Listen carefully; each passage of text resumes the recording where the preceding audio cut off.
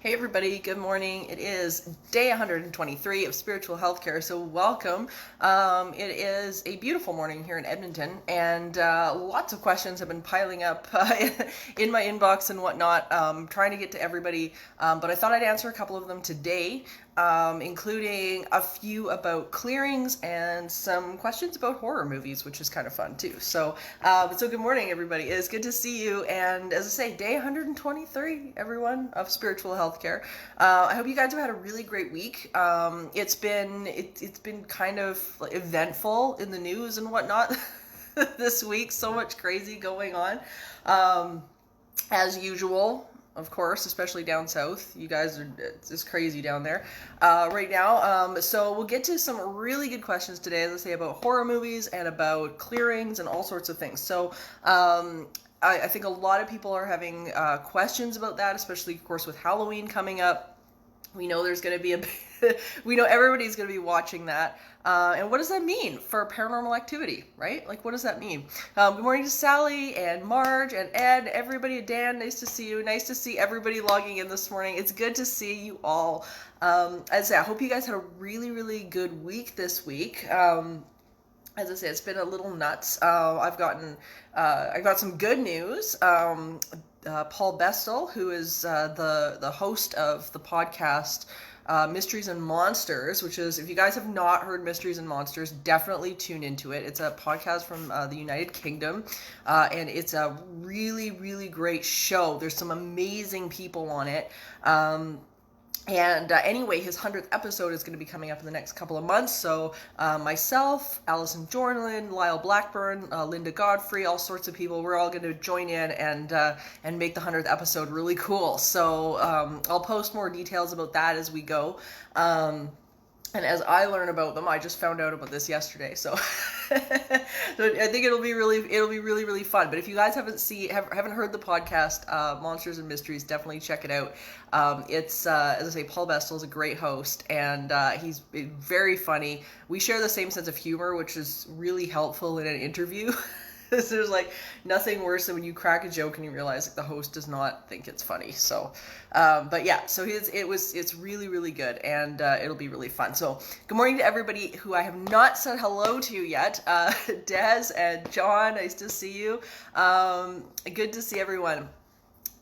So it's going to be really crazy. This time last year, I was in Toronto with Richard Eastep and Wes Coleman, and we were we went for dinner. We all went for dinner at we would have liked to investigate it, the Keg Mansion in Toronto. It was really fun. It was very haunted, and the manager brought us this great big book of all of the letters that he had received from guests who have had paranormal encounters there, and it was really neat.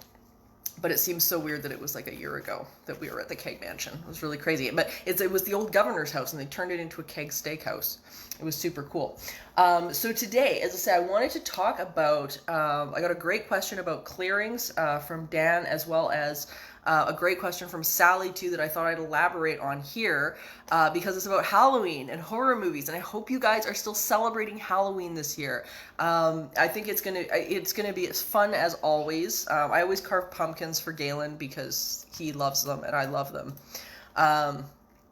So it's lots of fun, but it brings up a lot of questions. People often ask, is Halloween, a precursor to more paranormal activity, and things like that. And the answer is kind of a double-edged sword a little bit, because Halloween has a lot of weight for a lot of people in different areas, right? Like, depending on which culture you are, if you've got strong religious beliefs, depending on where you sit on that spectrum, it's going to mean something different for you. So when we look at how it affects people psychologically, it can be really across the board. And, when you look at medical facilities, psychiatric facilities, and things like that, oftentimes on holidays, things can get a little crazy. Just ask any nurse or doctor who has to work that shift. I dealt with a case I think it was last season on haunted hospitals, where a security guard had been working Halloween night and he had watched on the CCTV cameras some bizarre things happening to one of his patients, and he was, writhing and freaking out, and the security guard felt like there must be possession there, or something like that. And I found it a very hard case to judge on, because here you've got a situation where you've got a psychiatric facility, and everybody's having these different reactions to the idea that it's Halloween. So everybody's just, on heightened awareness and heightened end of the spectrum. And it was a very hard case to weigh in on, especially too, it was the security guard's first day working. This poor guy. That's like his first day working, happens to be Halloween night, and he ends up dealing with what he felt was a case of possession. So it's really crazy. So one of the questions I wanted to get to today, which I thought was really, really interesting, was from Dan, and he had asked, I was recently asked to investigate and clear a location, and I hesitate at the moment. Well, a number of folks use sage. I'm not a fan of it.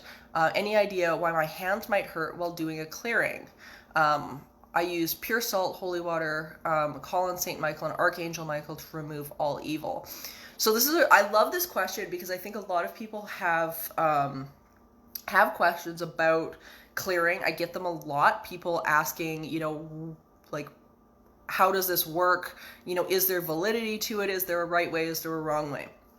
So I wanted to get into this a little bit, especially, as I say, with the season coming up and things like that. And here's the thing about clearings, is that we're really not in charge of the energy that is an intelligence that is in the space. We really don't have control over that. What we have control over is ourselves. What we have control over is our own frequency in relation to what we are receiving. So, for example, and this drives clients crazy, because they usually want the magic wand. They usually want somebody to come in and do something that is going to make this stuff go away. And let me tell you, the only way that something like that will work is if what you are doing is resonating with that person enough that it changes how they are feeling. It changes what they are emitting. It changes the emotional frequency that they're on. So in other words, it's changing the belief that they have about the space, in order to get them off of the frequency of whatever's going on. So the best analogy that my friend Matt and I always use is the radio dial. And it's the idea that if our emotions are on a continuum, and you've got somebody resonating, say, down at the bottom end of that continuum with, upset or fear or grief or something like that, which is oftentimes where our clients are resonating, because they're frightened. They're frightened over what's going on in the house, and it's usually preempted by trauma. So you've got people that are freaked out. They're resonating here on that end of that radio dial spectrum. You come in and you're up here. So a lot of the time, you might be in either contentment or happiness or excitement or something like that. So you're sitting up here.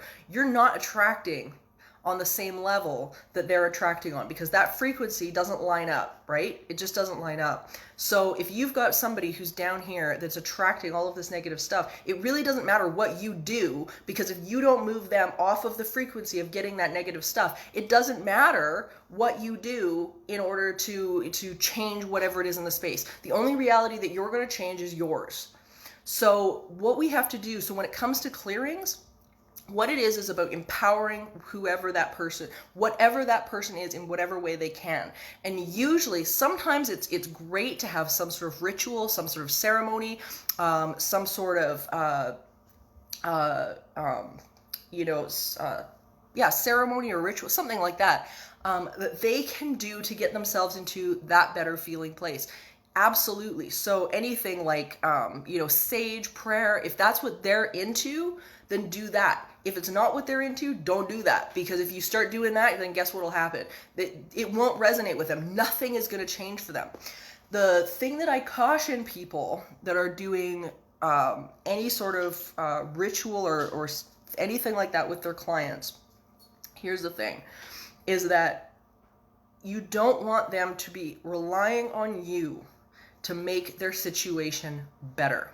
Because if they are relying on you to come in to make that situation better, you will have a lineup out the door that will ruin your life. You have to be able to give them the empowerment to say, if you change your emotional state, whatever that looks like, and that's where it comes in, where you've got to work with the client. You've got to be able to say, okay, here we go. What is it for you? What gets you to that emotional place? It might not be a ritual. It might be painting. It might be creating music. It might be a million different things, because you might be dealing with someone who is just, quite frankly, not religious. So if you've got somebody who's resonating down at that frequency, you have to figure out what it is that is going to make them feel better. And so that they can do that on their own over and over and over again. So this is one of, I say, my biggest issues with people that are doing cleansings and things like that, is that I think you run the risk of disempowering the person when they believe that it is something that you are doing that is going to change their reality. And that's just simply not the case. It's always us. It's always the client that is creating the reality around them. And we can shift, we can be their compass. We are not the solution. We are their compass. We can guide them. They are the solution always. And that's the good news and the bad news. The good news and the bad news. We are the solution and the problem at the same time often. So Dan was asking, why is it that sometimes your hands will hurt during something like this?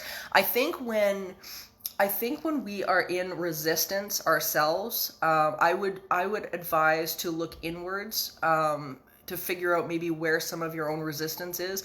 I've heard this quite frequently from people who are say that they deal with energy and things like that, is that, they'll be feeling like a rush of energy through them, or they'll be working on that level and they start to have pain. And I think pain is always an indicator of something that's a hang up of our own vibration, because the universal energy is so pure positive. It's so joyful. It's so pure positive. There shouldn't be pain associated with that. So I think when you're involved in something like this and pain starts showing up, I think it's an indicator that something internally is just something's not clicking, right? Something's not resonating with you. So that would be my advice to that.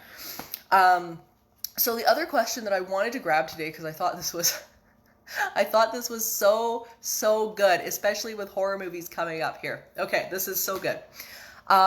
Sally was asking me the other night, and I gave her the short answer. I know I gave you the short answer last night, Sally. I'm going to give you a better one now. So Sally was asking about watching scary movies, if you can invite something in by watching them, like paranormal movies and things like that. I think this is such a cool question, because I think a lot of people wonder about this. And the short answer that I was saying last night was the idea that we really do attract how we feel. We really do attract how we feel. So when we're in, if we're watching scary things, we're watching upsetting things or anything like that, of course, if we're feeling it, we're resonating on that radio dial, right? And we might have some negative emotion coming up and whatnot. We always end up attracting where we are, how we are, what we feel. But the good thing about movies and, haunted houses and, Halloween stuff like that is that the part of the joy of it is the contrast, right? Like we enjoy it, we get freaked out, and then we know it ends. We know it ends, and that's what makes it fun. It's like experiencing that extreme contrast of being really scared and then all of a sudden, coming back into alignment and laughing at ourselves, or, having fun with the experience. So I think one of the great things about the universe is that very rarely do we manifest stuff instantly. We really do very rarely manifest it on a dime. I've had some crazy experiences where, I've been thinking about something and then 2 seconds later I turn on the TV and that show is on, that episode is on that you're thinking about, stuff like that. But it's not often. Usually there is a lag. There's a time lag. Thank God, right? Or we'd all have pink elephants in our living rooms and stuff like that. But there's a time lag between our thinking about it and then getting into alignment with it, and then having that thing show up. And usually it takes a lot of input and influence and things like that. And it's really so it's really interesting. I know there's like this one like spam lady here that is like inboxing people for readings and stuff like that. So just ignore that, because I don't know who that is and they're not endorsed by me. So just ignore them. They should probably get off the feed. So they're in the wrong group. But anyway, yeah. So I think that's where really how we have to look at things like Halloween movies and stuff like that, because ultimately, it's fun to experience that level of contrast where we're really freaked out by something, and then we get back into alignment with it, and it's just really fun. So I think have fun with horror movies, have fun with scary TV shows. I've been watching on the Food Network lately. I don't know if you guys have ever seen Halloween Wars. It's not meant to be scary. It's a championship where people are creating these incredible Halloween displays out of food, and it's like it blows my mind. Like every time blows my mind. But when you look at programs, and I've said this right from the beginning, especially back in the spring when the pandemic started, about watching really fear-based or fear-driven things on TV, and I really do think that we have to be careful about our intake. And I mean, as I say, I love a good scary movie, a thriller or something like that. It's awesome. But there's, we watch that stuff and we know that it's fictional, right? We like to get a scare. We know that it's fictional, or maybe based off a true story. But I think we do have to really watch our input when it comes to like things like the news, what the media is feeding us and all of that kind of thing. We have to be very careful about how much, we create or absorb out of that. And we've talked about that before, like just with people, it's like whatever we're taking in, we kind of have to see that like food, right? Like if we're taking in, a whole pile of junk food, then that's a really, really big problem. And it's ultimately not going to be very healthy for us. So it's the same thing with media. It's just be careful what you're watching. And, if you're watching something that is like, really upsetting, is going to upset you for the rest of the week, turn the damn thing off. Just turn it off. It's not worth it. I had a couple of people ask me recently what my favorite paranormal movies are, or my Halloween movies, my go-to Halloween movies. So I was a fan, and this is like a really unpopular opinion, but I was actually a fan of Sally saying Rosemary's Baby. She was watching that one. Rosemary's Baby was really well done. It was really well done. I thought the movie The Shining was really well done as well. Of course, Stanley Kubrick directed, was really, really cool. And what I loved about The Shining was the use of the idea of residual energy. It kind of had a bit of a Wendigo feel about it, where you had, somebody who was in isolation in the wintertime, slowly kind of losing it, and then turns on his family and tries to kill them. It was very interesting, and as I say, the idea of incorporating things like residual energy and people that are sensitive to picking up on past events, negative entities. Of course, you had the negative entity that was bluffing as the bartender and all of that kind of thing. I thought it was really good, and it was really well thought out. Probably one of my other favorites was Poltergeist. If you guys have seen the original Poltergeist, with Craig T. Nelson, I always loved that one. I thought that was, again, really brilliant, really ahead of its time. They were talking about things like, video ITC, and used the analogy of signals and used it very literally, with the idea of television channels and stuff like that. And you tune into different frequencies, right? You tune into different frequencies, and they translated that very well in the idea that it was television channels that you could tune into and hear different levels of reality and different manifestations and things like that, depending on how you tuned your TV. And I thought that was a really, really great analogy of how how this stuff works. It was really cool. Yeah, it just got a lot in there that I thought was really, really, really interesting. Really good. And the Blair Witch Project I really enjoyed. You know, a lot of people really came down on that hard and thought it was, you know, it was terrible and they didn't get it. But I thought, you know, I think that idea of the group of people or group of kids like lost in the woods, again, we've kind of got this Wendigo overtone. You know, the isolation and the cold and the woods, and, you know, what do you do within your own head in order to survive something like that when you believe that there's something out there that's stalking you. I thought it was really well done. So those are like kind of my go-tos, I think. Yeah.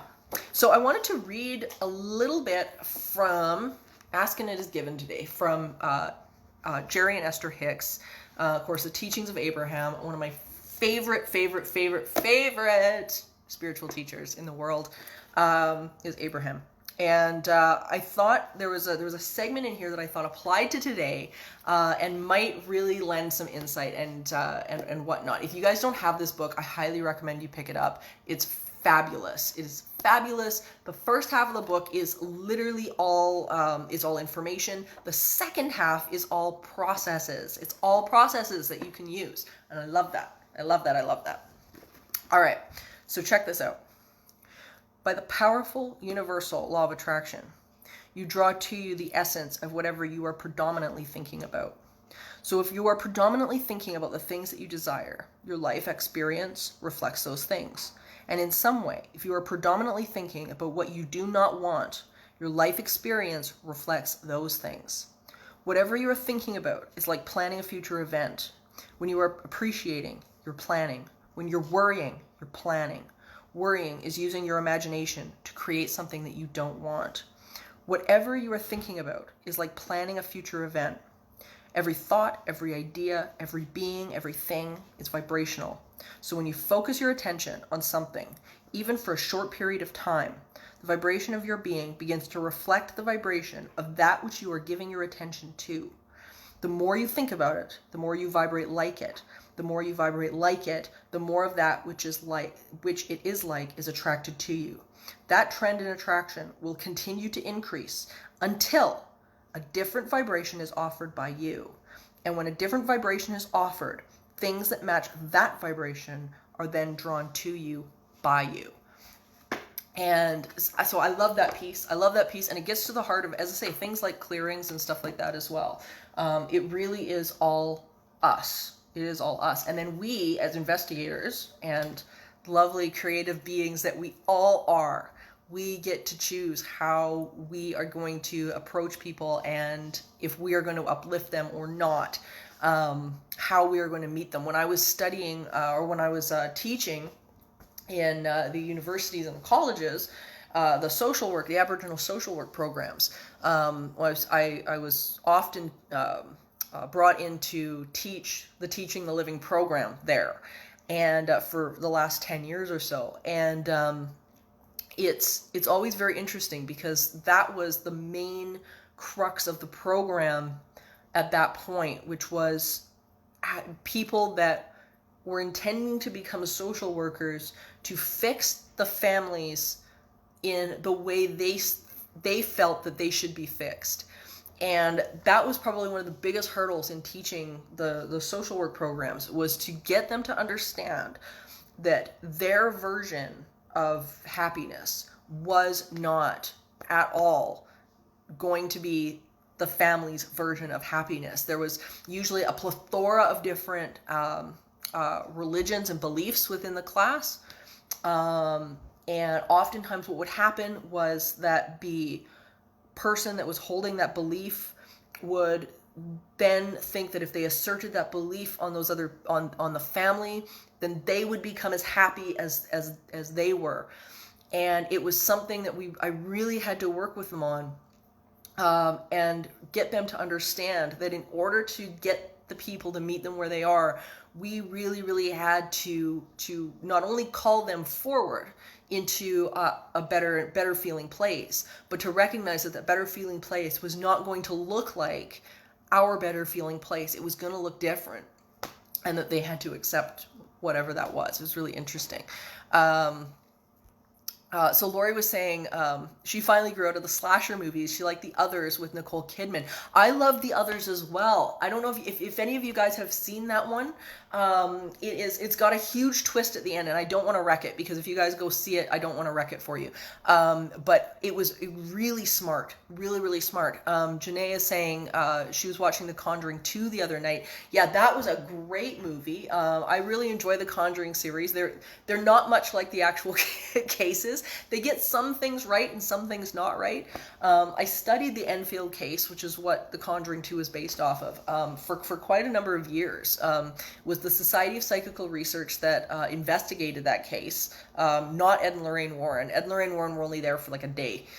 They kind of popped in and out, and that was it. Which the film ticked off the SPR to no end, because they felt like their work on that case was completely ignored, which I can completely understand, because it was they really did sort of like shove it under the rug. But Guy Playfair was involved, Maurice Grosse was involved, Dr. John Beloff, who's like an extremely noted person in parapsychology, and the stuff that they came back with was absolutely fascinating. It was really fascinating. The recordings I use in my shows quite frequently, because I think the audio recordings from the sessions were incredible. So really interesting case. Definitely one of my favorites, with the entity that was kind of bluffing as an old man, old Bill Wilkins. For those of you guys who aren't familiar with the Enfield case, that's basically how it started, where it was a negative entity that was putting on this identity, or this bluff of a guy named Bill Wilkins, who actually had died and lived in the house. So it confused the investigators at first, because they thought they were dealing with old Bill Wilkins. And then it turned out later on, of course, that, oh, wait a minute, this thing isn't a person. What's going on? And it got quite violent, but it was a great example of how someone who, is lonely, is isolated, isn't having the best time in life, can end up attracting something that will kind of mirror that back.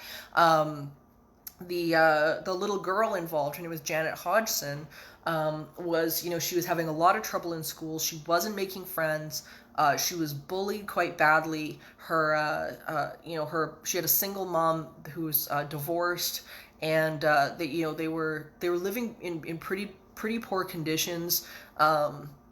So there was a lot of actually accusations that the mother had actually created all of this for a scam and whatnot, which I don't believe at all. I don't believe that's what happened at all. But there was a lot of accusations thrown around about that. So, but yeah, really, really interesting film. Marge is saying she loves to watch Halloween movies. She's got to tune in. Yeah, I know. It's just, I find them so much fun. One of my favorite TV shows right now, if you guys want a scare or anything like that, is In Search of Monsters. And you can find some of the episodes on YouTube as well. I noticed some of them are on there.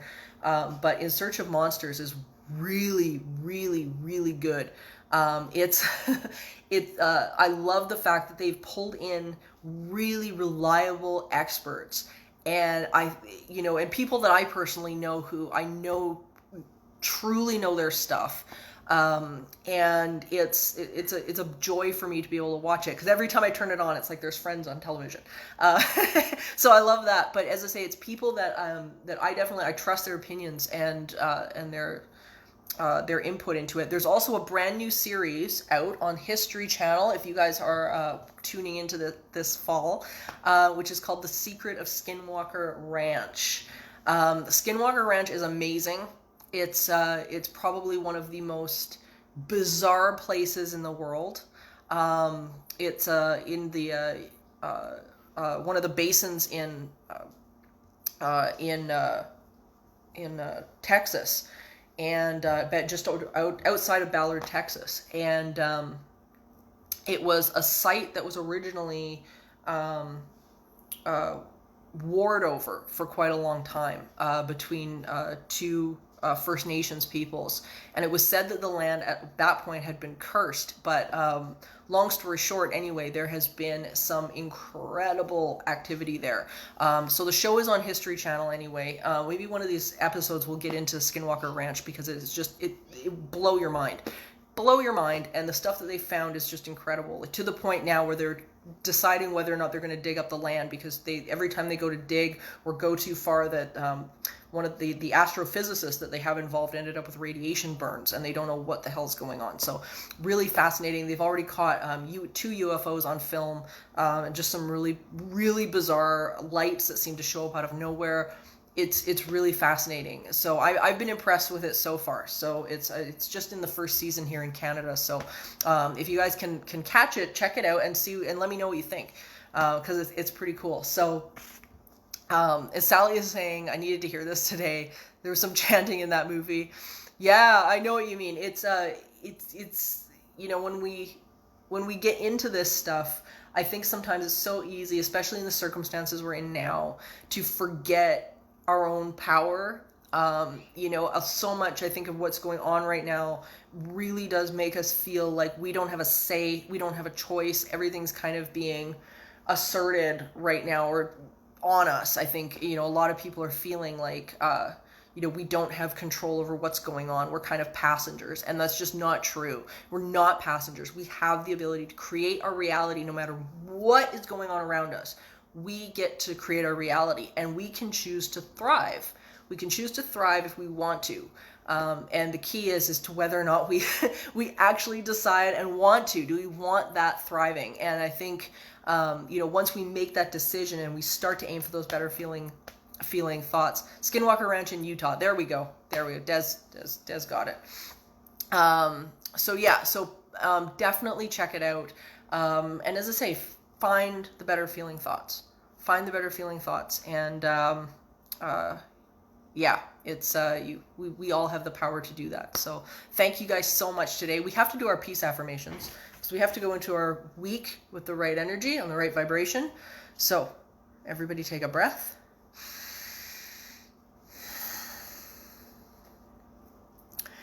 I'm a channel of peace and well-being, and my need for peace is abundantly met. I unconditionally accept, love, and appreciate myself and who I am. I recognize and am grateful for the abundance that is constantly flowing into my life, which I can choose to allow or not. I feel with every breath a sense of peace and love. I help others by maintaining and tending to my connection with Source as much as possible. This well-being is accessible to me, even in a sea of uncertainty. And at this moment, all is well. I am able to liberate myself from my past and live with peace and serenity. I can see and appreciate all the beauty and abundance of the life around me. I am able to embrace love while letting go of fear. And I find peace with the soothing silence of my inner being. And everybody take a breath.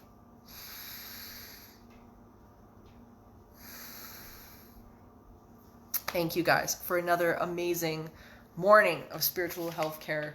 I love it. I love it. I love it. I love it. I hope you guys go into your week with this information and, you know, get out your journals, get out your, you know, pieces of paper, whatever it is that you're, you know, using to journal, and write down some of the stuff that you are, you know, that you're thankful for. You know, write down some of the stuff that is working. What is working in our experience right now? Because there is things that are working. There really are. There's a lot that's going on that's going right. And it's really easy to get lost in all of the crazy and the negative that's happening right now. And we don't get to do that. We don't get to do that. We know better. We absolutely know better. And we can rise to a higher standard within ourselves. You know, even if other people are just being miserable. So Anyway, this will be uploaded to entityseeker.ca as well as youtube.com/entityseeker, where all of the spiritual healthcare classes go. That's where they go to hibernate and party. I don't know. So anyway, have a wonderful week, you guys. I love it. Thank you so much, all of you, for being here. And I will see you all next week. That's so exciting. Anyway, goodbye, everybody.